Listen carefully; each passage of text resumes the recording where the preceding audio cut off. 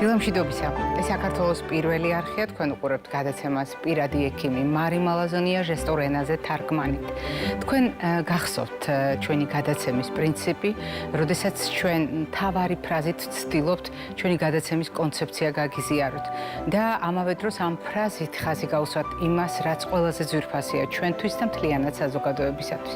ყოველ შემთხვევაში ასე ვთვლით ჩვენ, რომ ადამიანია ყველაზე დიდი ფასეულობა, ყველაზე მნიშვნელოვანი ღირებულება ნებისმიერი საზოგადოებისთვის ადამიანის სიცოცხლეა და სწორედ ამიტომ ჩვენ საუბრობთ ადამიანზე.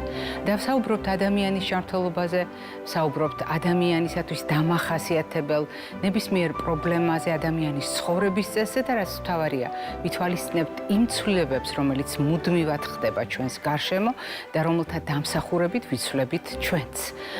თუ საუბრობთ გარემოზე, რასაკვირველია, სეზონის მონაცვლეობა გახლავთ ერთ-ერთი ყველაზე თვალშისაცემი და საგრძნობი ცვლილება, რომელიც არა მხოლოდ ტემპერატურის ცვლილებას გულისხმობს უამრავი ფაქტორის ცვლილებას, რომელიც ცვლის ჩვენი ორგანიზმის მუშაობის თავისებურებას.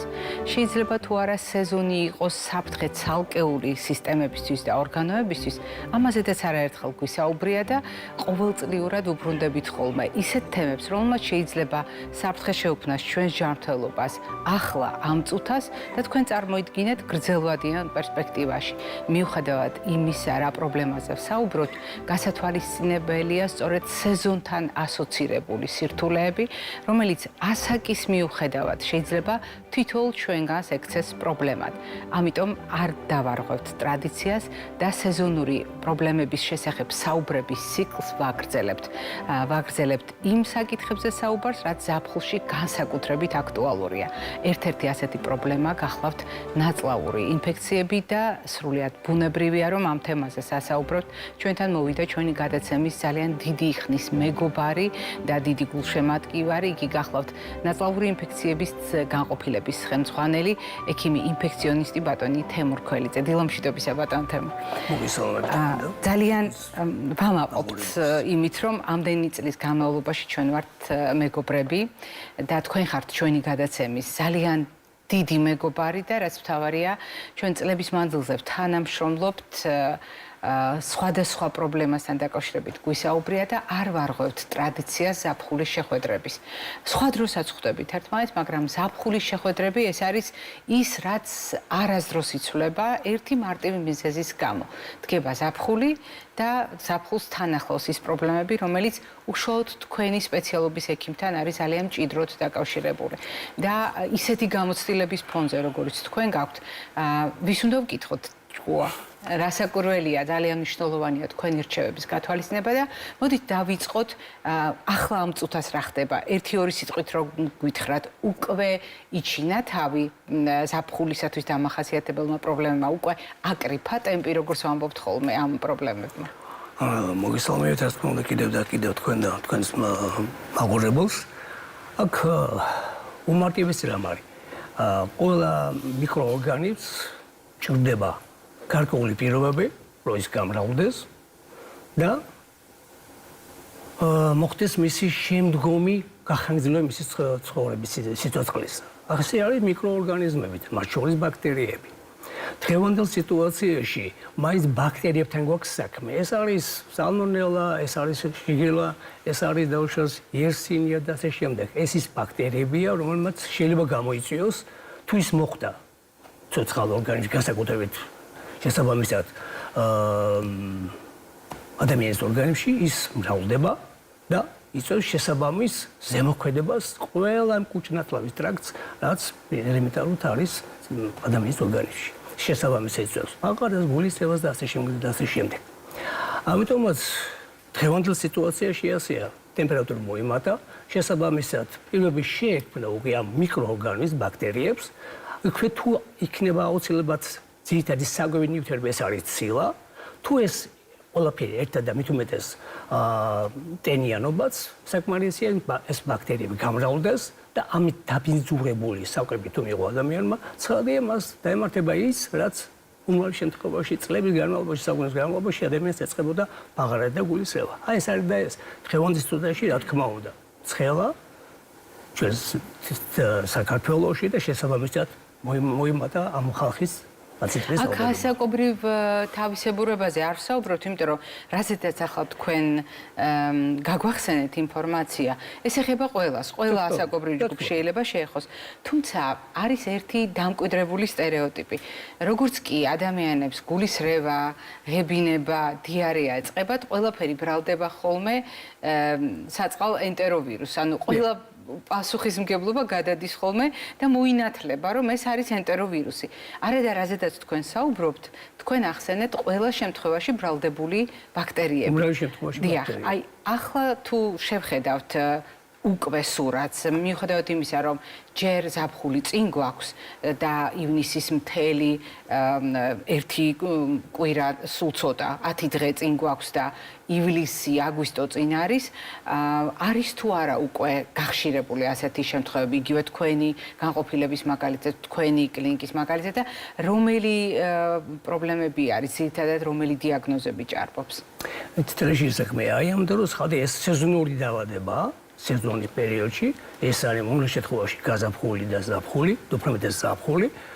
იმის შემთხვევაში რომ აქ მეტი დენიანობა, მეტი ტემპერატურა და ასე შემდეგ, ცხადია აქ უმეტესად რა თქმა უნდა ბაქტერიული ინფექცია. ძირითადად ბაქტერიული ინფექცია. შემოდგომისთვის უკვე შეიძლება ვიფიქროთ აქ ენტეროვირუსია. თუმცა თითოეული ამ დიაგნოზის დასმის აუცილებელია გამოკვლევა და ექიმის კვეთრის ძირითადი ზედამხედველობა და იმის შემდეგ ვითარდება ჩამდგება დიაგნოზი აქ ბაქტერიული ინფექცია თუ ვირუსული ინფექცია. ნუ აქ ბევრი კლინიკური ნიშნები არსებობს და ამის მიხედვით ხდება დაუშვათ დიაგნოზის დასმა. თქვენ ახსენეთ ბაქტერიებიდან სალმონელა და როგორც წესი ჩვენ ამ თემას ძალიან ხშირად ვეხებით ხოლმე, თუნდაც იმიტომ რომ არსებობს ისეთი პრობლემა, როგორიც არის ჭუჭყიანი ხელების პრობლემა და ჭუჭყიანი ხელების დაავადებები, რომელზედაც ხშირად თქვენ საუბრობთ ხოლმე და არაერთხელ გისაუბრეთ. ამიტომ ვისარგებლებ შემთხვევით ახლა ვიდეო რჩევას გავახსენებ მაყურებელს, რომელიც ვფიქრობ ძალიან მნიშვნელოვანია სეზონის მიუხედავად და პანდემიამ ამაში არაერთხელ დაგვარწმუნა, როგორი უნდა იყოს ჩვენი დამოკიდებულება ხელების სისუფთავის მიმართ. ხელების დაბანა, დამუშავების წესები. თუ თქვენ გადაწყვიტეთ, მწოლიარე ავადმყოფის მოვლა, ოჯახის წევრის ოპერაციის შემდგომი მეთვალყურეობა, თქვენი ან თქვენი ახლობლის მცირე თუ დიდი ჭრილობის დამუშავება, ნებისმიერი манипуляციის წინ დაიცავით ჰიგიენური პროცედურების თანმიმდევრობა. სწორად შეარჩიეთ ხელების პოზიცია ონკანთან ისე, რომ ორივე ხელის მტევანი იდახვის დონის ქვემოთ აღმოჩნდეს. წყლის ნაკადი ხელებზე ზემოდან ქვემოთ უნდა ჩაედინებოდეს. ანუ ნაკლებად დაბინძურებული წინა მხრებიდან მეტად დაბინძურებული მტევნებისაკენ. დასველებულ ხელებზე წაისვით საპონი. განსაკუთრებული მითითება. ყოველდღიური მოხმარებისთვის არ გამოიყენოთ ანტიბაქტერიული საშუალებები. მათი გამოყენება მიზანშეწონილია მხოლოდ სტერილური манипуляციის დროს. ყველა სხვა შემთხვევაში უმჯობესია ნეიტრალური საპნების მოხმარება. თავდაპირველად გაისაპნეთ მტევნის შიგნითა ზედაპირი. ასევე დაიმუშავეთ ჯერ ერთი მტევნის ზურგი, შემდეგ მეორე. ერთმანეთის დახმარებით გაისაპნეთ საჩვენებელი, შუა, არა და ნეკითითები. გულმოდგინედ დაიმუშავეთ ცერები. წრიული მოძრაობით საპონი გადაანაწილეთ ხელის გულებზე. ამის შემდეგ საპონი ჩამოირეცხეთ გამდინარე წყლის ჭაუქვეშ. გაიმშრალეთ ქაღალდის ხელსახოცით. ონკანი არ დაკეტოთ დაბანილი ხელებით. ამისათვის გამოიყენეთ კიდევ ერთი ხელსახოცი. კარგად გამშრალ მტევნებზე წაისვით ალკოჰოლშემცველი გელი ან 70%-იანი სპირტხსნარი. ხელებს ნუ შეიმშრალებთ. დაელოდეთ თავისთავად გაშრობას. გახსოვდეთ, ჭუჭყიანი ხელები ინფექციური ანუ გადამდები დაავადებების გავრცელების უმოკლესი გზაა. ხელების ჰიგიენა ზოგიერთი ინფექციის ანუ ჭუჭყიანი ხელების დაავადებების თავიდან აცილების საუკეთესო საშუალებაა. ხელების დაბანის ზემოთ ჩამოთვლილი წესები უნივერსალურია. სიცოცხლის გახანგრძლივება და არაგადემდებ დაავადებათა თავიდან აცილება შესაძლებელია სწორი კვებით, რეგულარული ფიზიკური აქტივობით, თამბაქოზე უარის თქმით. აირჩიე ჯანსაღი ცხოვრების წესი. პირადი ექიმის რჩევით.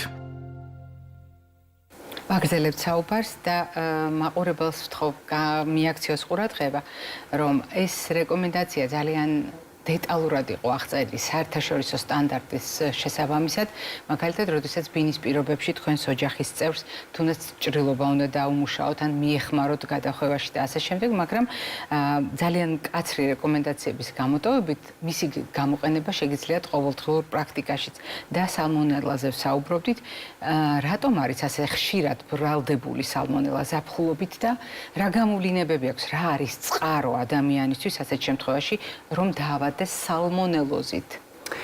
ცოტა მოგახსენებათ, სალმონელა ეს ისეთი ბაქტერია, რომელსაც უამრავი სეროვარი აქვს, 2200-მდე სეროვარი აქვს.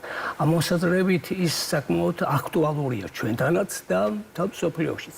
აქ ძირითადი რამ არის? ის რომ სალმონელა საკმაოდ გავრცელებული და ინფექციური დაავადება, რომელიც როგორც წესი ხდება მისი წყარო არის ადამიანი, დაავადებული ადამიანი და მათ შორის ძროხა, ესა ცხოველები და ფრინველებიც. აქედან დასკვნა კიდევ ის რომ დაუშვათ აუცილებლად ძირითადი სალმონელას ბაქტერია შეიძლება თვით იმაში ნაჭუჭი კი შევიდეს და დააზიანოს ნაჭუჭი და ამიტომაც აუცილებელია კვერცხიდან გაირეცხოს.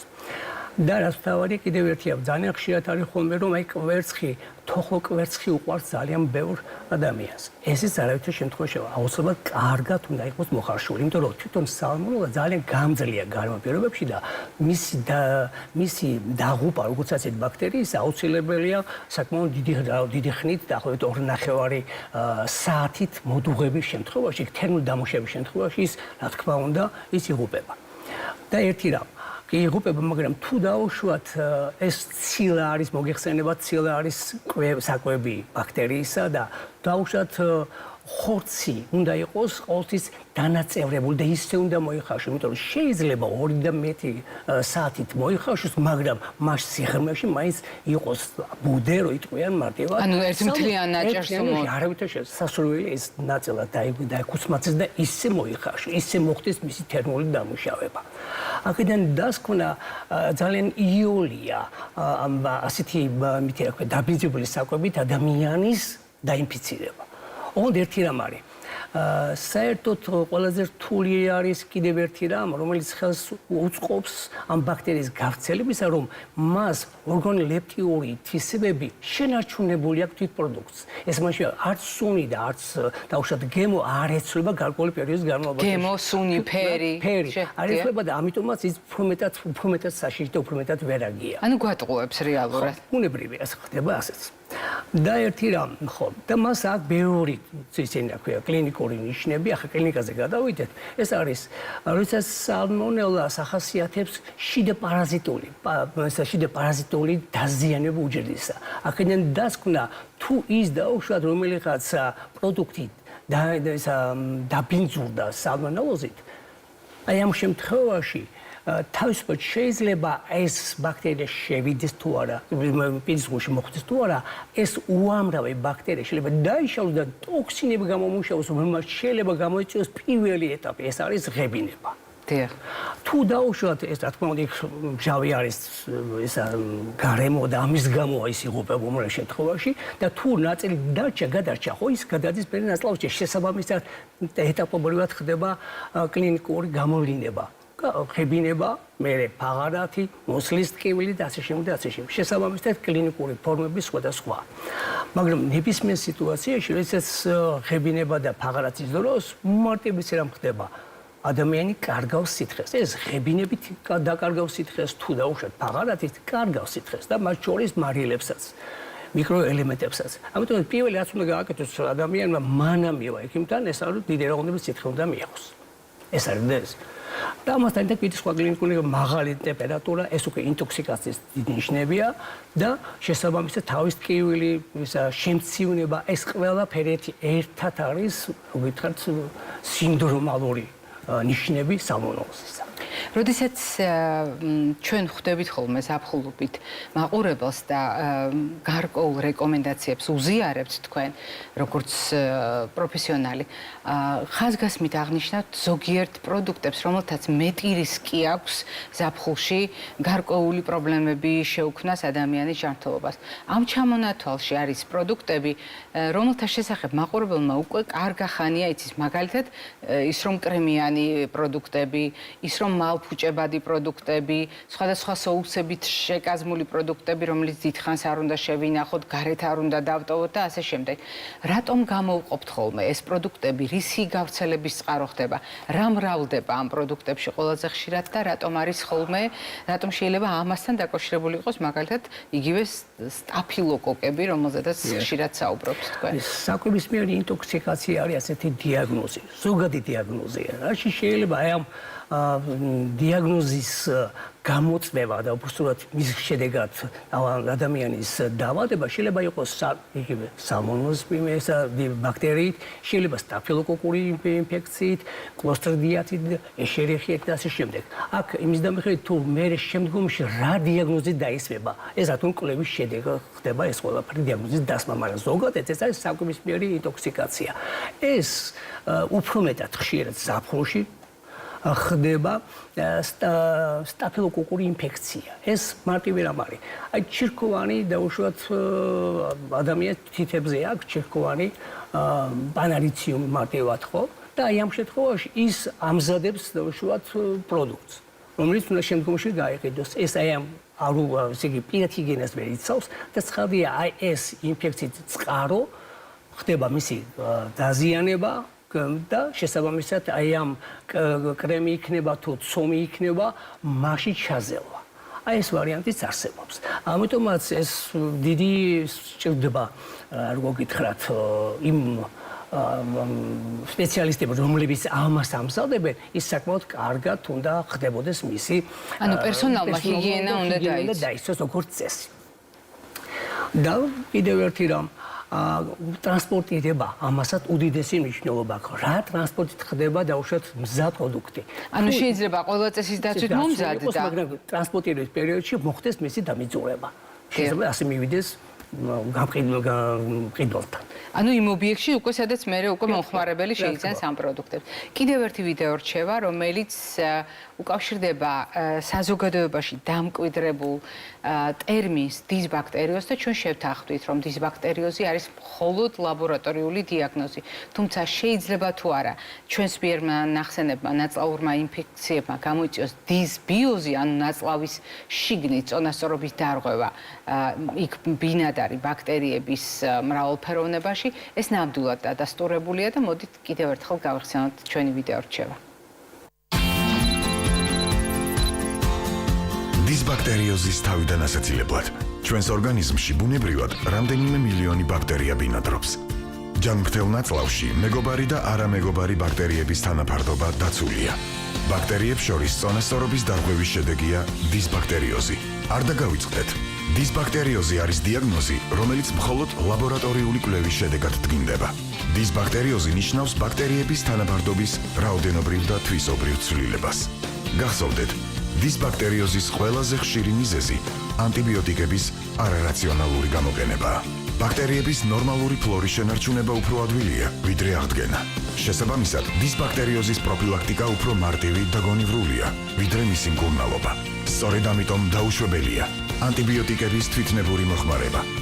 ანტიბიოტიკის დოზის და მკურნალობის ხანგრძლივობის დარღვევა. ანტიბიოტიკების გამოყენება სიცხის დამწევად, ვირუსის წინააღმდეგ, დაავადების პროფილაქტიკისთვის.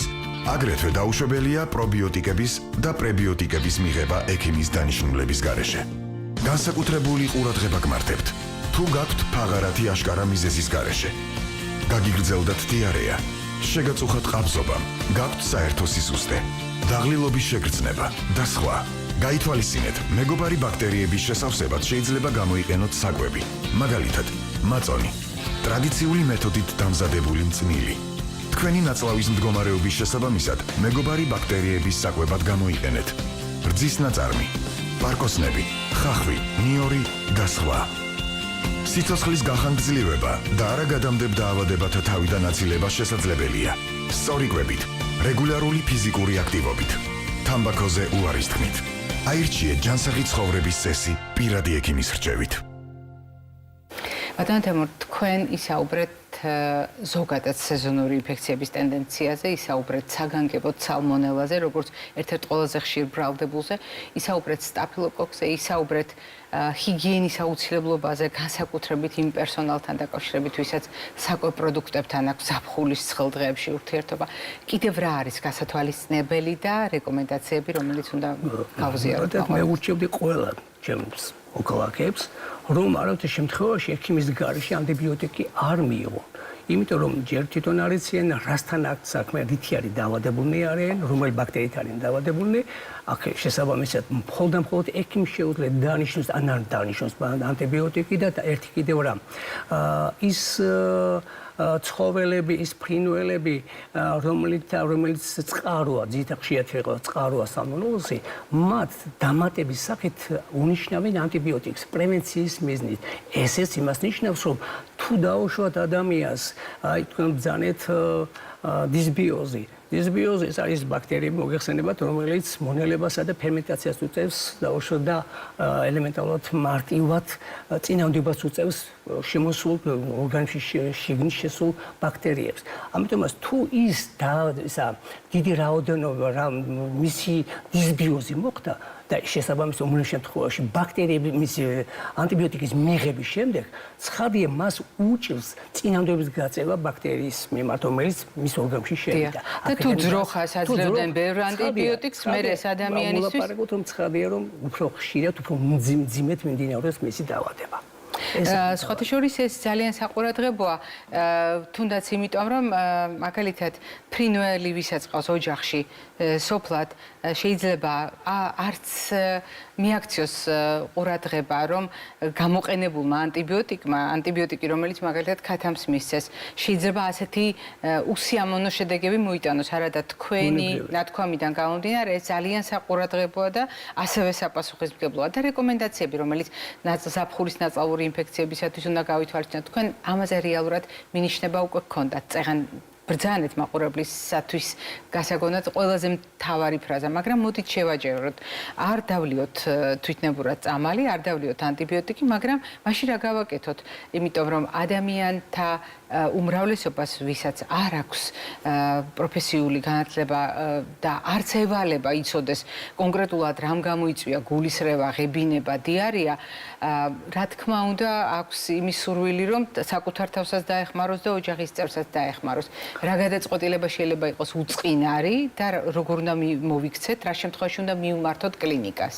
პირველ რიგში პირადი ჰიგიენის დაცვა. ეს ცალსახად უნდა პირადი ჰიგიენა. ეცადეთ, რომ ნებისმიერი პროდუქტი, რა თქმა უნდა, განსაკუთრებით არის ხილი და ოსნეული. ძალიან კარგად იყოს გარეცხილი. ეს მეორე პროდუქტების ჰიგიენა აუცილებელია.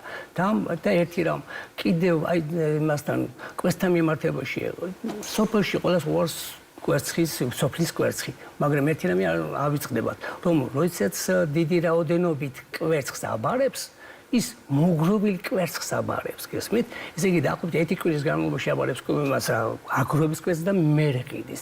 ესეც ძალზე საშიშია. ეს რისკი უნდა გავითვალისწინოთ. და კიდევ რა, თუ დაუშვათ და მაინც დაინფიცირდა, დაავადდა ნაწლავური ინფექციით, პირველი, რაც თავართაგანია, მანამ ექიმთან მიავა, ეს არის აუცილებლად შეივსოს წყლით, იმ სითხით, რომელსაც ის კარგავს ხებინებით და ფაღადათით. მანამ ექიმთან მიავა და მერე აუცილებლად საჭიროა ექიმთან მისვლა. არის თუ არა ასაკობრივად განსაკუთრებით საყურადღებო ჯგუფი, როდესაც მეტი ყურადღებით უნდა ვიყოთ და დროსთან დაკავშირებით ცოტა ამდე იმუნოსისტემა ჩამოყალიბებული ბავშვთან იმუნოსისტემა არ არის ჩამოყალიბებული, ის მას უნარი არ აქვს წინ აღუდგეს ბაქტერიას დაავადებას და მეორე ეს არის ხანდაზმული ადამიანი რომელსაც იმუნური სისტემა უკვე თანატანობით ხდება მისი განლევა შესაბამისად დაქვეითება და შესაბამისად მასში სწორედ აი ამ 4 კატეგორიაში ხდება ყველაზე მძიმედ მიმდინარე ინფექციური დაავადება რომელიც შეიძლება დიარეის შედეგად განვითარდეს ჰიპოგლიკემიური შოკი ხოლო შემდეგ შეიძლება თითქმის უკმარისობა და შეგვიძლია ფატალური შედეგი გქონდეს ანუ ასეთ შემთხვევაში ჩვენ ვართ განსაკუთრებით ყურადღებით და დროს არ ვკარგავთ. ბუნებრივი.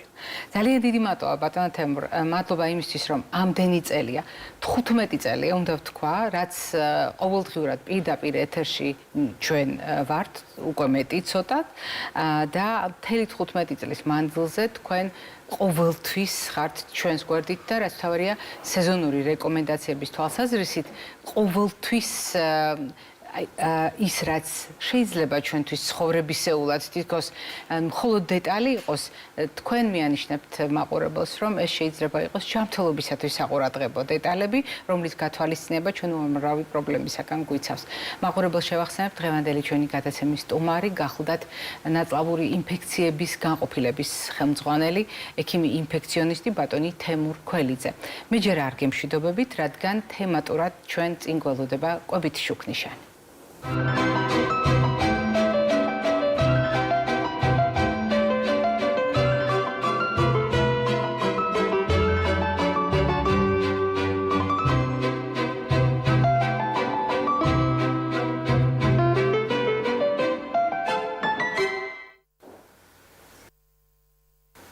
კვებითი შუქნიშანი და შესაბამისი ასოციაცია ფერებთან. როდესაც ჩვენ საუბრობთ ფერებთან ასოციაციაზე, მხედველობაში გვაქვს მწვანე ნებადართვით, ყვითელი სიფრთხილით, წითელი შეზღუდვით, ძალიან იშვიათად აკრძალვით და თავარი სათქმელით მომაქცია ყურადღება. დღეს დავიწყებ არა მომაქცია ყურადღება, აი ამ ფრაზით არამედ დავიწყებ სიფრთხილით. და სიფრთხილით გასათვალისწინებელია უამრავი რამ, მათ შორის თქვენთვის სრულიად უჩვეულოდ ყვითელ ზონაში მოხვედრილი პროდუქტები. როდესაც ჩვენ საუბრობთ სიფრთხილეზე ზაფხულის განმავლობაში, ეს შეიძლება იყოს ნებისმიერი პროდუქტი, რომელიც არასათანადოდ დამუშავდა, არასათანადოდ გაირეცხა, არასათანადოდ მოხდა მისი ტრანსპორტირება, ასევე გასათვალისწინებელია, მაგალითად, გარეცხილი და გაურეცხავი პროდუქტების მეზობლობა. შეიძლება ჩვენ პროდუქტი იდეალურად დავამუშავეთ, მაგრამ არ გავითვალისწინებთ მის გარშემო რა რისკები არსებობს, რომელი პროდუქტები აღმოჩნდა და რამდენად მაღალია იმის რისკი, რომ დაბინძურებულმა პროდუქტებმა ჩვენი კარგად დამუშავებული პროდუქტები დააბინძუროს. ასევე გასათვალისწინებელია პროდუქტები, რომელიც განეკუთვნება მალფუჭებად კატეგორიას და პროდუქტები, რომელთა გამოყენება ზაფხულში მაღალი რისკის შემცველია. ჩვენ თქვით, რომ ეს არის კრემიანი პროდუქტები. ჩვენ თქვით, რომ ეს არის ზუსტად ამ ტიპის საკონდიტრო ნაწარმი. პროდუქტები, რომელიც თერმულად ბოლომდე არ არის დამუშავებული. ეს შეიძლება იყოს ნახევარფაბრიკატები და ეს შეიძლება იყოს კონსერვები. ჩვენ ამაზე ხშირად საუბრობთ ხოლმე. ასევე უნდა გავითვალისწინოთ პროდუქტები, რომელთაც ბოტულიზმის რისკი აქვთ და ეს შეიძლება იყოს შებოლილი თევზი და თქვენ წარმოიდგინეთ თაფლიც კი. განსაკუთრებით ყურადღებით უნდა ვიყოთ ისეთ პროდუქტებზე და ისეთ თაფლზე, რომელსაც არ აქვს შესაბამისი კონტროლი გავლილი და ეს განსაკუთრებით მაღალი რისკის შემცველია მაგალითად წლამდე ასაკის ბავშვებში. როდესაც ჩვენ საუბრობთ ალკოჰოლურ სასმელზე, საუბრობთ ხილის წვენზე. ჩვენ და გავითვალისწინოთ ალკოჰოლური სასმელის თავისებურება ზაფხულის განმავლობაში, როდესაც მას შეუძლია ჩვენი იმუნიტეტი დააზარალოს არარაციონალური მოხმარების ფონზე. როდესაც ხილის წვენებზე საუბრობთ, არ დაგვავიწყდეს, რომ ხილის წვენი არ შეიძლება მრავალი თვის განმავლობაში ინახებოდეს, თუ ეს არ არის ტექნოლოგიურად დამუშავებული. სახლის პირობებში მომზადებული ხილის წვენი უნდა იმავე დღეს გამოვიყენოთ, წინააღმდეგ შემთხვევაში არსებობს რისკი მისი ხარისხობრივი და თვისობრივი დაზიანების, ანუ გაფუჭების პროდუქტის, რაც იმას ნიშნავს, რომ ის წარმოადგენს რისკს ჩვენი ჯანმრთელობისათვის. არის თუ არა გაზიანი სასმელი უსაფრთხოდ ჩვენი კუჭნაწლავისთვის. თუ არ გავითვალისწინებთ მაგალითად მასში არსებულ შაქარს, დიდი რაოდენობით ფუჭკალორიებს და პრაქტიკულად არ არსებულ საკვებ ნივთიერებებს უნდა გავითვალისწინოთ კიდევ ერთი ფაქტორი. ეს არის დაგაზვა და ყველას ვისაც აქვს რეფლუქსი. მიუხედავად იმისა, რომ შეიძლება გაზიანი სასმელი ქსიამოვნებთ გასაგრილებლად, გაზიანმა სასმელმა შეიძლება გააძლიეროს რეფლუქსი, ანუ კუჭის შიგთავსის საყლაპავში ამოცურება. რაც შეეხება ხილს და ბოსტნეულს, მე დარწმუნებული ვარ, ყველაზე უჩვეულოდ სწორედ ეს გეჩვენებათ, რატომ მოხდა ჩვენს ყვითელ ზონაში. თუ ჰიგიენის ფაქტორს გავითვალისწინებთ, რასაკვირველია, ბევრად უფრო გასაგები გახდება, იმიტომ რომ თქვენ ივარაუდებთ, რომ ყვითელ ზონაში არის ხილი ბოსტნეული, იმიტომ რომ არასათანადოდ დამუშავებული, არასათანადოდ გარეცხილი, გასუფთავებული ეს პროდუქტები ნამდვილად იქნება ჩვენ ჯანმრთელობისთვის რისკი, მაგრამ ამ შემთხვევაში ჩემი არჩევანი უკავშირდება კიდევ ერთ მდგომარეობას, ანუ კიდევ ერთი არგუმენტი, რატომ არის ხილი და ბოსტნეული ყვითელ ზონაში დღეს, ნაწლავური ინფექციების არსებობისას. თუ თქვენ ღებინება გქონდათ, არის დიარეა გამოხატული, თუ იცით კონკრეტული ბრალდებული, რომელმაც ეს გამოიწვია, ან არ ვიცით და აღდგენის პროცესში გვჭირდება პროდუქტების ნელ-ნელა გაფართოება. მიაქციეთ ყურადღება, რომ ნედლი ხილის და ბოსტნეულის ჩართვა რაციონში ცოტა მოგვიანებით იქნებოდა უფრო გონივრული გადაწყვეტილება. ბევრად უფრო უკეთესია ამ დროს თერმულად დამუშავებული პროდუქტების გამოყენება, კარგად დაქუცმაცებული, ორგანიზმისათვის მისაღები ტემპერატურის თბილი 40-45 გრადუსი დაახლოებით 50 გრადუსამდე, ეს იქნებოდა ბევრად უფრო მისაღები დაზარალებული კუჭ-ნაწლავისთვის, ვიდრე ძალიან სასარგებლო, მაგრამ ამ დროს საკმაოდ რთულად გადასამუშავებელი ხილის და ბოსტნეულის მიღება. დროებით არის ხილი და ბოსტნეული ასეთ შემთხვევაში ყვითელ ზონაში და მდგომარეობის გაუმჯობესებასთან ერთად რასაკვირველია გადაინაცვლებს მწვანე ზონაში. მწვანე ზონაში ასევე უჩვეულო კომბინაციაა პროდუქტების. არავის უკვირს ჩვენს მწვანე ზონაში წყლის არსებობა ან ფერმენტირებული რძის ნაწარმის არსებობა. მაგრამ როდესაც ჩვენ საუბრობთ ღებინების ან ფაღარათის შემდეგ აღდგენაზე, ან წყლით შევსებაზე უნდა გავითვალისწინოთ საკუთრივ წყალი, უნდა გავითვალისწინოთ წყალი და მინერალები, ანუ ელექტროლიტები, რომლის დანაკარგი არანაკლებ მნიშვნელოვანია ვიდრე საკუთრივ წყლის და ამიტომ შევსება გაზგასული მინერალური წყლით, როდესაც წყალს და ელექტროლიტებს ერთდროულად ვაწვდით ორგანიზმს, ეს არის ძალიან მნიშვნელოვანი. ისევე როგორც გათვალისწინება მაგალითად სახელდახელოდ მომზადებული ხსნარისა. ასეთ შემთხვევაში ჩვენ გვჭირდება გაძლიერება ნატრიუმის შემცველობის პროდუქტში იმისათვის, რომ ორგანიზმში აი ეს წყლის დამარილების ბალანსი, დარღვეული ბალანსი აღვადგინოთ. მაგრამ იმისათვის, რომ ნატრიუმმა უკეთ შეაღწიოს ჩვენს ნაწლავში, ჩვენ გვჭირდება გარკვეული რაოდენობით გლუკოზა და შეიძლება კომბინაცია მარილისა, შაქართან და მინერალური წყლის ფუძეზე ამის გამოყენება, ანუ ავიღეთ მინერალური წყალი, მასში ჩავამატეთ ცოტა სუფრის მარილი, ცოტა შაქარი, ან ვაჟინი, ან სიროფი, ანუ შაქრის წყალხსნარისგან მომზადებული, შეიძლება იყოს უკეთესი არჩევანი, ვიდრე უბრალოდ მხოლოდ წყლის მიღება, იმისათვის, რომ დაკარგული წყალით და ელექტროლიტებით შევიცოთ. და როდესაც ჩვენ საუბრობთ შევსებაზე, უნდა გავითვალისწინოთ, რომ ეს უნდა ხდებოდეს ყველა გარემოში. ჩვენ ასეთი პრობლემები შეიძლება შეგვექმნას მაგალითად მოგზაურობის დროს. ასეთი პრობლემები შეიძლება შეგვექმნას მაგალითად საქართველოს ერთი რეგიონიდან მეორე რეგიონში გადაადგილების შემდეგ. შეიძლება ასეთი პრობლემები შეგვექმნას საველე პირობებში, როდესაც სალაშქროდ წავედით, ექსკურსიაზე წავედით, ან ბავშვებთან ერთად ოჯახი არის სარეკრეაციო ზონაში დასვენებისათვის. გავითვალისწინოთ, რომ უმჯობესია პროდუქტები გადავიტანოთ კონტეინერებით.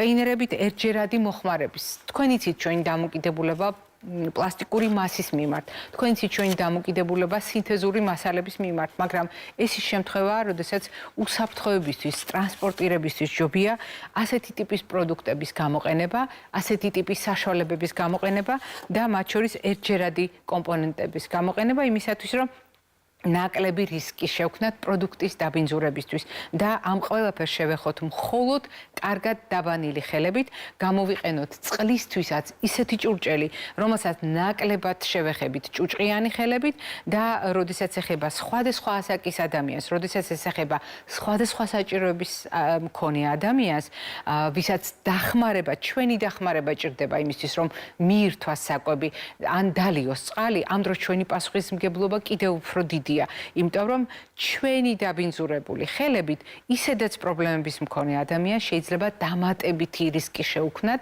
და ამიტომ გავითვალისწინოთ კარგად ადაპტირებული საშუალებები, ადაპტირებული ჭიქა, ადაპტირებული ბოთლი, ადაპტირებული ჭურჭელი ზოგადად, იმისთვის რომ არ იყოს ჩვენი სუბიექტური გავლენა უფრო მეტი, ვიდრე ეს საჭიროა.